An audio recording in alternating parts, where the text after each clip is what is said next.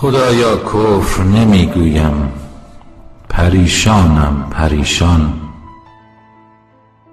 چه میخواهی تو از جانم؟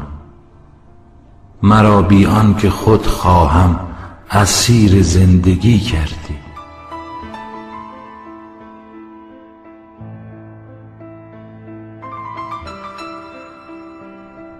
خداوندا اگر روزی ز عرش خود به زیر آیی، لباس فقر پوشی، غرورت را برای تکه نانی به زیر پای نامردان بیندازی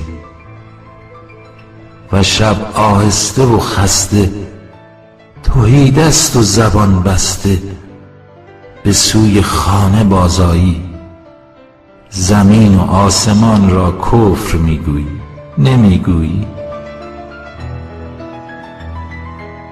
خداوندا اگر روزی بشر گردی، ز حال بندگانت با خبر گردی، پشیمان میشوی از قصه خلقت، از این بودن، از این بدعت.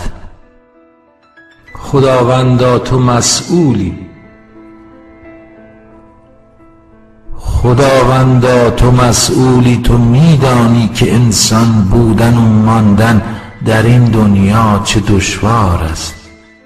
چه رنجی میکشد آن کس که انسان است و از احساس سرشار است.